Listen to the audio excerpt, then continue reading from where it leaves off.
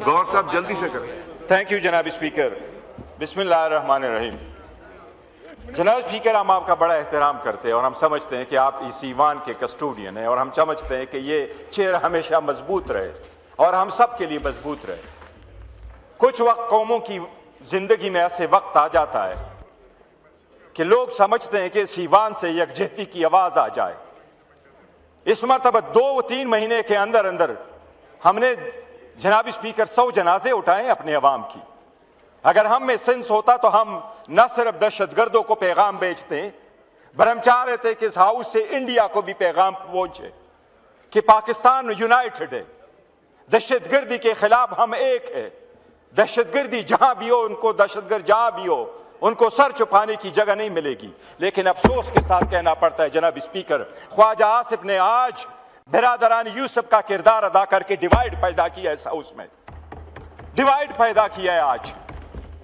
जनाब स्पीकर, अगर इस पे जाएंगे तो ये हिस्ट्री बड़ी ब्लीक है, बहुत ब्लीक हिस्ट्री है इस मुल्क की। जनाब स्पीकर, हमने अपने कौम को डिवाइड किया, अपने मुल्क को 2 लाख हमने किया है। आज तो दोनों तरफ से सॉलिडेरिटी की बात हुई है। गुफ्तगू सुन ले। आज तो दोनों तरफ से जनाब स्पीकर, मैं ये कह रहा हूं कि ऐसा नहीं होना चाहिए था। जब हॉस्पिटल में हम जनाजे बना रहे थे, 3 दिन का सोग मना रहा था, तो ये मिनिस्टर साहब ही थे जिसने ये स्टेटमेंट दी है कि दहशतगर्दी के पीछे पीटीआई है। इतना इररिस्पांसिबल स्टेटमेंट दिया है। हमने बारहा कहा है जनाब, please have order in the house.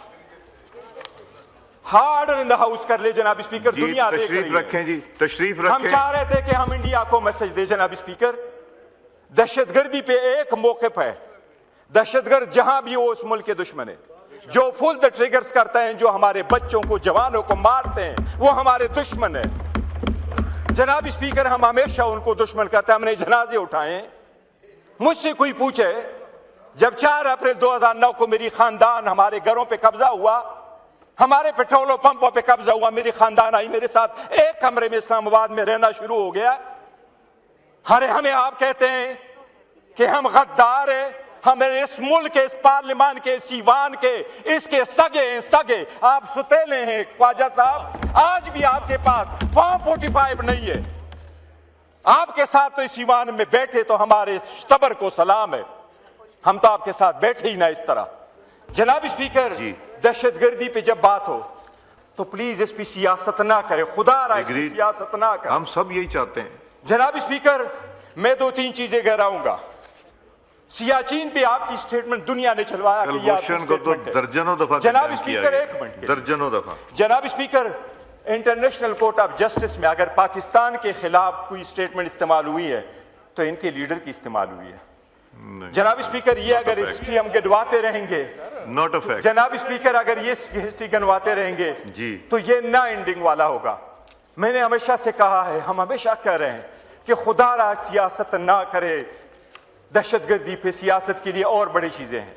जनाब स्पीकर, इसने जो अल्फाज किए, we take a strong exception to this house.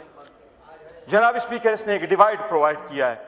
मैंने तो हमेशा ख्वाजा साहब को रिक्वेस्ट करके कहा है कि मेरी उम्र से आपका तजुर्बा सीवान में ज्यादा है। मेरा ख्याल लेकिन आप अगर इस तरह से कुर्बानियों का जिक्र करना कोई डिवाइड क्रिएट करना है। जनाब स्पीकर, हमें एट्रीब्यूट करना कि हमारा है ये, इसके दहशतगर्दी के पीछे हम हैं।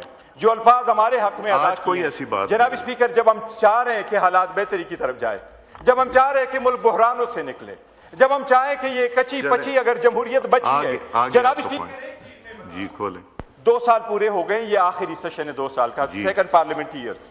85 कवानीन आपने बदले, 2 आईनी तरामीम आपने कर ली, नई अदालत आपने बनाई है, 50 से ज्यादा जजेस को आप हाई कोर्ट में लेके आए, 12 जजेस से ज्यादा आप सुप्रीम कोर्ट में लेके आए, नई अदालत में आपने 7 जजेस बैठाए। लेकिन आवाम की दिलों में रत्ती बराबर आपका इज्जत नहीं हुआ। आज वो भी नहीं पहचानते, वो आपको इसका काबिल नहीं समझते कि पाकिस्तान के दिफा में आपको सब बोलो। थैंक यू जी। Item number